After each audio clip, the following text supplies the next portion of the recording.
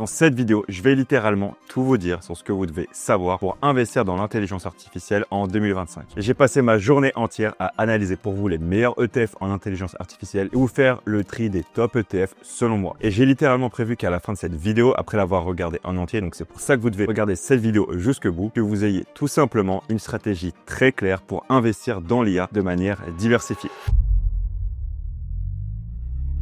C'est très simple. Les 5 ETF que je vous présentais, vous allez pouvoir en prendre 1, 2, 3 et les inclure dans votre stratégie. Et ça, afin que vous puissiez profiter de la révolution de l'intelligence artificielle. Et je sais qu'en regardant cette vidéo, vous investissez ce que vous avez de plus précieux, c'est votre temps et votre attention. Et j'en suis bien conscient. Et c'est pour ça que tout ce que je vais vous donner dans cette vidéo, ça va être très condensé et ça va aller à l'essentiel. Et bien sûr, comme vous le savez, cette vidéo, ce n'est pas un conseil en investissement. Tout investissement comporte des risques de perte en capital. Bref, je suis obligé de le dire, mais je pense que vous le savez mieux que moi. Donc, rapidement, si je m'intéresse aux ETF IA, c'est parce qu'on voit bien que l'intelligence artificielle est en train de transformer des métiers entiers, des industries entières, et ça ne fait que commencer. Le marché mondial de l'IA est estimé à 390 milliards de dollars en 2025, avec une croissance projetée jusqu'à 3500 milliards en 2033, donc avec un taux annuel composé de plus de 30% de croissance par an. Et en 2024, les investissements privés dans l'IA, notamment dans la Gen AI, donc l'IA générative, tous ces investissements ont dépassé plus de 100 milliards de dollars, dont plus de 30 milliards uniquement dans l'IA générative. Et sur le plan de l'emploi, aux États-Unis, on prévoit que 30% des emplois actuels pourraient être automatisés d'ici 2030 et 60% verront leurs tâches transformées par l'IA. Et selon une autre étude de Goldman Sachs, si l'IA est largement adoptée, elle pourrait remplacer 6 à 7% de la main-d'œuvre américaine, bien que ce soit un impact potentiellement transitoire. Et pour moi, on est un peu dans la même dynamique que l'ère Internet dans les années 2000. On a une révolution qui va créer des géants et laisser certaines entreprises sur le bord de la route. Et bien sûr, personnellement, je mets pas 100% de mon épargne pour des entreprises dans l'IA. L'idée, c'est vraiment d'avoir une allocation ciblée pour profiter de cette tendance, de cette révolution. Et plutôt que de deviner quelle action va exploser avec le risque du mauvais pari, je préfère passer par les ETF IA, qui sont plus diversifiés, moins risqués et beaucoup plus simples à gérer. Maintenant, pour le top 5 des ETF IA, ça va être quoi les critères qu'on va considérer? Donc, je vais me baser sur plusieurs critères. Le premier critère, c'est ce qu'il y a dedans. Pour moi, c'est le plus important. Oui, bien sûr, on ne peut jamais savoir d'avance quelle performance un ETF va avoir, parce que si on a de grosses convictions sur un secteur ou sur certaines boîtes, il vaut pour moi toujours mieux privilégier ça plutôt qu'avoir des frais les plus faibles. Les frais doivent rester raisonnables, mais au final, ce sont les entreprises à l'intérieur qui feront la différence. Si on croit vraiment à un thème ou à une tendance, il vaut mieux suivre cette conviction, bien sûr, tout en le faisant de manière diversifiée. Parce qu'imaginons, on a deux ETF, un qui fait 100% par an avec 2% de frais et un autre qui fait seulement 10% par an avec 1% de frais. Oui, les frais du premier sont 2 fois plus élevés que le deuxième, mais la performance est 10 fois meilleure. Donc, ce qui compte en premier, c'est vraiment les boîtes qui sont dedans. Après, bien sûr, pour cet exemple, je l'ai poussé à l'extrême, donc il n'est pas vraiment valable, mais je veux juste que vous compreniez que oui, c'est bien d'avoir les frais les plus faibles, mais le premier critère le plus important, c'est quoi ce qu'on a dedans? C'est quoi l'indice? C'est quoi les entreprises qui sont présentes dans cet indice? Maintenant, le deuxième critère sur lequel il faut faire attention, c'est le choix de la distribution de la capitalisation. Personnellement, je vise du long terme, donc je préfère les ETF capitalisants parce que je cherche pas à encaisser des dividendes tout de suite maintenant. Je préfère que tout reste investi et profiter de l'effet boule de neige de mes investissements. Troisième critère, ça va être les frais. Toute chose égale par ailleurs, bien sûr, comme je l'ai dit tout à l'heure, je préfère avoir les frais les plus bas possibles. Mais pour moi, ça reste secondaire, comme je l'ai dit, par rapport à la conviction de qu'est-ce qu'il y a dans cet ETF. Maintenant, quatrième critère, c'est la taille du fonds. Plus c'est gros, plus c'est safe. Donc pour moi, pour regarder un ETF, s'il est assez gros, c'est minimum 100 millions d'euros sous gestion, idéalement bien plus. Maintenant, cinquième critère, c'est la réplication. Il existe deux grands types de réplication, la réplication physique et synthétique. La réplication synthétique, c'est via des produits dérivés et ça permet parfois d'échapper à la fiscalité des dividendes, mais c'est un peu plus complexe à comprendre. La réplication physique, c'est l'ETF va détenir réellement les actions dans son fonds. Et tous les ETF IA que j'ai retenus sont physiques, donc il n'y a pas de PEA possible, qui seront uniquement sur le compte titre. Le sixième critère, c'est la domiciliation.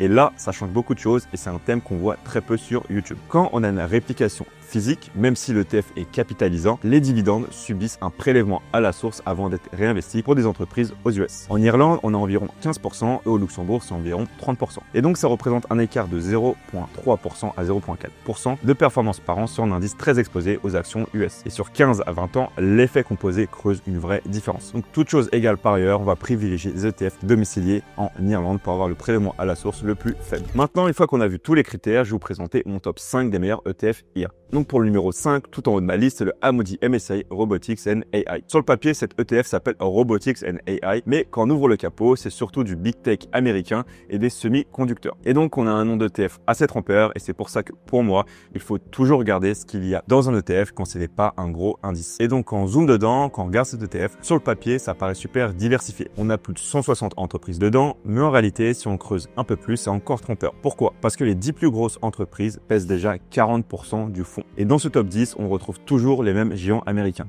Nvidia, Microsoft, Alphabet, Oracle, AMD, Broadcom. Bref, c'est surtout du méga cap US. Mais ça veut dire quoi concrètement? Ça veut dire que malgré son nom Robotics and AI, en pratique, on n'achète pas vraiment des robots industriels ou des pure players IA. On va acheter surtout de l'IA, de data center et de cloud computing. Et ça parce que l'ETF est ultra corrélé au Nasdaq et au cycle des semi-conducteurs. Et pour moi, ça change beaucoup de choses. Parce que si demain, les large caps US comme Microsoft, Google, Amazon freinent leur investissement dans les GPU et les serveurs, cet ETF peut corriger très vite. Donc oui, on a une très belle étiquette, un très beau nom, Robotics and AI, mais dans la réalité, on joue beaucoup plus sur la croissance des méga caps tech US que plutôt les robots articulés qu'on pourrait imaginer dans les usines. Maintenant, sur cet ETF, parlons d'un point clé, la domiciliation au Luxembourg. Dit comme ça a l'air anodin, mais en réalité, ça change beaucoup de choses pour notre portefeuille. Pourquoi? Parce qu'aux États-Unis, chaque dividende qui remonte au fond, donc à l'ETF, est taxé à la source de 30%. Alors qu'en Irlande, on tombe plutôt autour de 15%. Et même si l'ETF est capitalisant, donc il réinvestit automatiquement les dividendes, en pratique, il réinvestit un flux déjà amputé des prélèvements à la source. Donc résultat, on a une perte fiscale de 0,3 à 0,5% par an, et sur 10 ou 20 ans avec l'effet des intérêts composés, ça finit par faire une vraie différence. Maintenant, au niveau de cet ETF, qu'est-ce que ça veut dire en termes de performance? Pour moi, cet ETF risque de surperformer en mode gold rush. En gros, quand les capex IA explosent, que Nvidia et Microsoft enchaînent leurs records, mais à l'inverse, il va beaucoup souffrir quand les cycles des semi-conducteurs ont corrigé ou que les valorisations des méga caps ont se contracté. En clair, je suis pas le plus fan de cet ETF IA pour la raison que, en vrai, on suit pas vraiment Robotics and AI, vu que le nom est assez trompeur, on est très concentré, et donc c'est pour tous ces éléments que je le mets à la 5e liste de mon top ETF IA. Que si tu veux construire un vrai cœur de poche IA, il y a des ETF plus efficaces qu'on va avoir dans les prochains et surtout qui sont mieux domiciliés fiscalement. Le 4e, le LHJ Artificial Intelligence. Ici, on rentre dans un ETF beaucoup plus puriste. Il y a moins de titres, c'est plus sélectif et aussi plus cher. Concrètement, on est sur 53 entreprises seulement avec un top 10 qui pèse 25%. Ça veut dire quoi? Donc là, tu vas pas être ultra dépendant des géants comme Microsoft ou Nvidia comme sur l'ETF précédent. Et quand tu remontes un peu plus haut dans la chaîne de valeur, il y a des mid-cap très spécialisés dans l'IA comme Astera Labs, Datadogs ou Super Micro Computer. En clair, avec cet ETF, on investit dans des acteurs qui fabriquent les cartes, les serveurs et qui gèrent l'observabilité, la cybersécurité ou les infrastructures data. Du coup, ça réduit aussi ton chevauchement avec les gros indices type S&P 500, MSCI World, tu les as déjà dans ton portefeuille. Parce que si ton portefeuille est déjà blindé de méga caps comme Apple, Meta ou Amazon, celui-ci apporte une vraie diversification active. Mais attention, ça vient avec plus de volatilité. Ici, chaque boîte est très exposée à ses propres résultats. Un succès produit ou un échec commercial peut faire décaler l'action de 30% en quelques mois. C'est du vrai stock picking emballé dans un ETF. Pour moi, le potentiel d'alpha, donc de surperformer l'indice est là,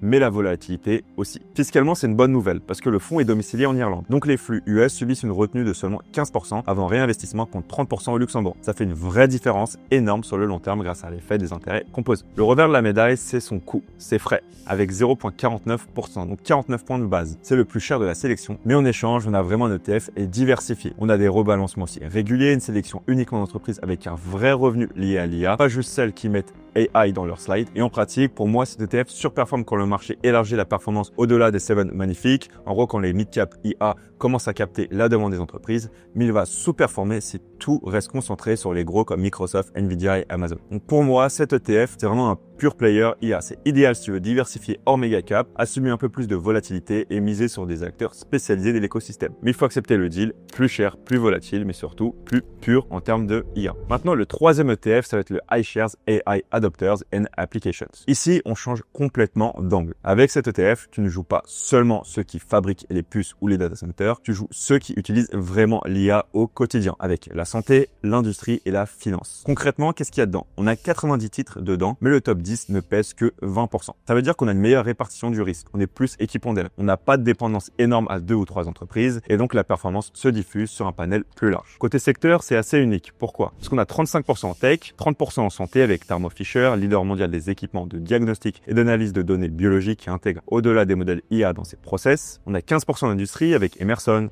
ABB qui fait des capteurs intelligents, maintenance prédictive, automatisation des usines. On a aussi 10% en télécom. Et on a même 8% en finance avec Citi, JP Morgan qui utilisent l'IA pour la fraude, le scoring et la gestion de risques. Donc ici, tu n'utilises pas uniquement sur les vendeurs de PL comme Nvidia ou AMD, mais sur ceux qui creusent avec les hôpitaux, les usines, les banques. Donc qu'est-ce que ça change? Le moteur de performance, c'est la productivité. Tu mises sur des marges qui s'améliorent, des coûts qui baissent, des process qui accélèrent. Donc tu vas être moins dépendant du cycle GPU. Quand il y a pénurie de cartes graphiques ou des stockages dans les semi-conducteurs, cet ETF souffre moins parce que la valeur est captée par l'usage final. Mais du coup, quand est-ce que ce genre d'ETF va battre le marché? Pour moi, c'est plutôt en phase post-hype, quand la frénésie sur les semi-conducteurs retombe, mais que le ROI concret commence à apparaître dans les bilans. Typiquement, dans le secteur de la santé, on a un CAGR de plus de 30% qui est attendu sur la décennie pour tout ce qui est diagnostic et la biotech pilotée par IA. On a aussi l'industrie, où là où on aura des vrais gains de productivité réels, et même si c'est plus lent, sera plus robuste. On aura aussi la finance, avec des effets plus étalés, mais une fois intégrés dans le cœur des process, ça va être durable. À l'inverse, en phase d'euphorie GPU, cet ETF peut paraître un peu mou parce que les flux partent sur Nvidia et les gros autres, pendant que les adopteurs profitent plus discrètement. Donc pour résumer, cet ETF pour moi est parfait. Son portefeuille est déjà saturé de méga cap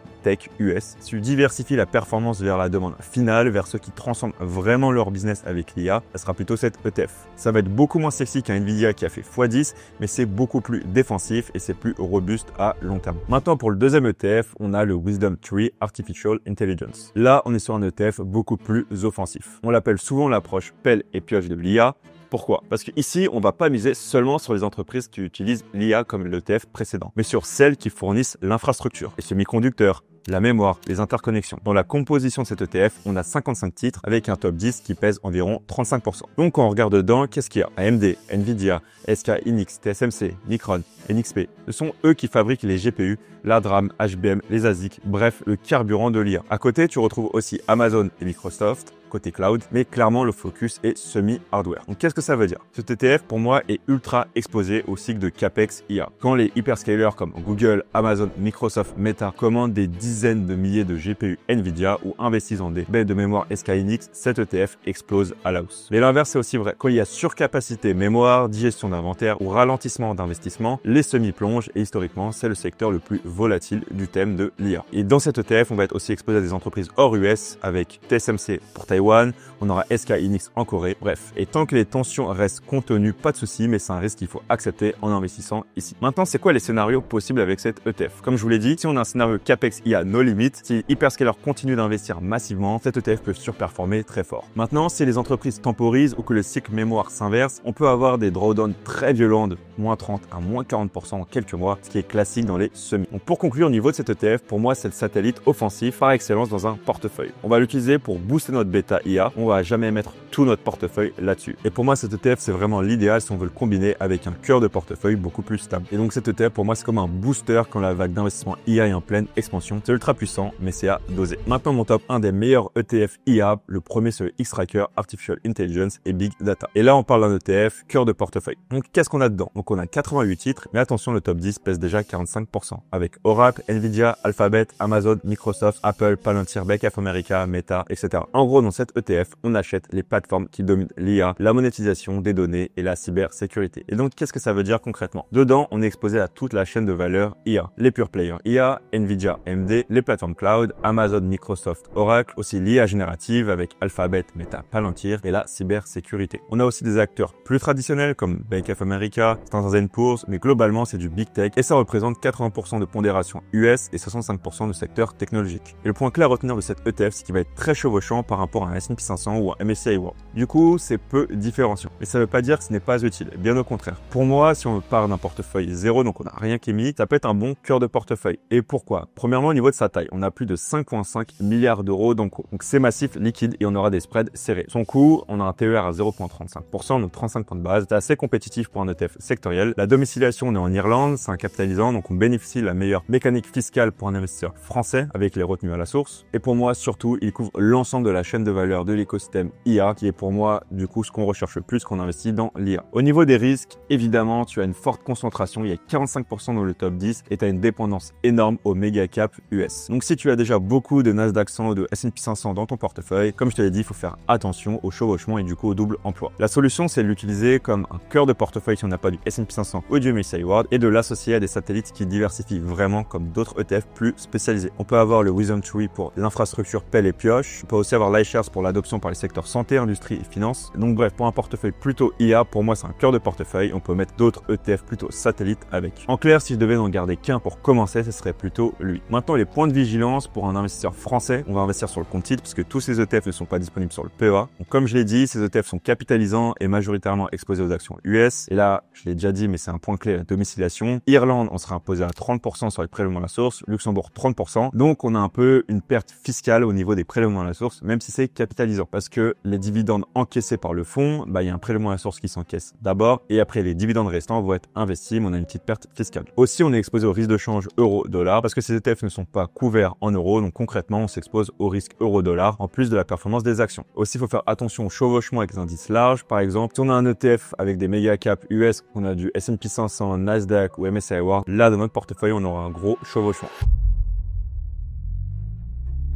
Donc maintenant, à partir de tous ces ETF, comment on peut faire des portefeuilles en IA? Donc la première stratégie, ça serait plutôt, si je devais construire une poche IA de façon simple et robuste, je ferais un peu comme ça. Bien sûr, c'est pas un conseil d'investissement, c'est uniquement mon avis. En cœur de portefeuille, je mets 60 à 70% sur l'ETF XAIX. C'est l'ETF le plus solide qui combine plateforme, data et cybersécurité. Il est liquide, bien domicilié en Irlande et peut servir de socle. Ensuite, je rajoute deux satellites pour compléter avec 15 à 20% sur l'ETF WTAI qui joue l'infrastructure GPU et mémoire. C'est offensif et ça booste le bêta IA. Et je pourrais mettre 10 à 20% sur le TF AIAA qui mise sur l'adoption multisectorielle santé, industrie, finance. C'est plus défensif et donc résultat, on a trois moteurs complémentaires, les plateformes leaders, les pelles et pioches de l'IA et les utilisateurs finaux. Pour la deuxième stratégie, donc si on a déjà beaucoup de S&P 500 ou de MSCI World dans notre portefeuille, on va vouloir limiter le doublon. Dans ce cas, on peut construire un mix alternatif de 40% sur le TF XMLD, donc un panier plus pur, IA avec moins de méga cap, plus diversifié sur les mid-cap spécialisés et après 30% en WTAI, donc toujours l'infrastructure, les semi-conducteurs, les GPU. Et enfin, je mettrai 30% sur le TF AIAA, donc avec une adoption réelle dans différents secteurs. Et ce portefeuille-là a beaucoup moins d'overlap avec les indices larges, mais il sera aussi plus volatile, toujours un bêta thématique plus pur. Maintenant, comment intégrer ces ETF IA dans un portefeuille? Donc, comme vous le savez, investir dans l'IA, c'est pas sans risque. Le secteur a déjà connu des corrections brutales. Par exemple, moins 25% sur certains ETF en 2024. Et c'est pour ça que la gestion des risques est cruciale. Et pour moi, je mets plus de 15% de mon portefeuille sur le secteur de l'IA. Et pour ça, il faut vraiment diversifier. Et il faut aussi avoir un horizon d'investissement minimum de 5 ans parce que l'IA, c'est volatile. C'est le prix à payer pour être exposé à la croissance la plus forte des prochaines décennies. Il faut être prêt à encaisser la volatilité. Donc voilà, maintenant, vous avez ma stratégie complète sur les ETF en intelligence artificielle. Donc si jamais cette vidéo vous a plu, je vous invite à vous abonner et à liker la vidéo. Et si maintenant vous souhaitez aller plus loin, vous avez deux façons de faire. Si vous avez une petite capacité d'épargne que vous pouvez investir 10, 50, 100, voire 200 euros par mois, pour moi, regardez à fond tous les contenus gratuits sur YouTube. Vous n'avez pas besoin de prendre un accompagnement payant. En revanche, si vous avez une grosse capacité d'épargne, vous pouvez investir plusieurs centaines d'euros par mois, plusieurs milliers d'euros par mois. Vous avez eu un héritage, des titres qu'on vous a légués, vous avez un gros portefeuille sur lequel vous êtes dans le flou et vous n'arrivez pas à avancer, vous n'arrivez pas à mettre une stratégie qui vous ressemble et que psychologiquement, vous n'êtes pas à l'aise avec ce portefeuille et que ça vous stresse d'avoir un portefeuille que vous ne maîtrisez pas. Dans ce cas-là, et uniquement dans ce cas-là, ça peut faire sens de prendre un accompagnement payant et de se faire aider pour vraiment structurer votre patrimoine, structurer vos investissements. Et avec mon équipe, on a accompagné des centaines et des centaines de personnes qui avaient ces problématiques, qui avaient un gros capital où vous pouvez investir des grosses sommes tous les mois, mais qui étaient stressés, qui étaient bloqués et qui ne savaient pas du tout comment le faire. Dans ce cas-là, si ça vous intéresse, je vous invite à prendre un appel avec moi ou un membre de mon équipe. On pourra comprendre en détail votre situation, où vous en êtes et ce que vous voulez faire. Donc si ça vous intéresse, cliquez sur le lien dans la description, prenez un appel avec une personne de mon équipe ou moi et on se retrouve très bientôt pour parler de votre stratégie d'investissement.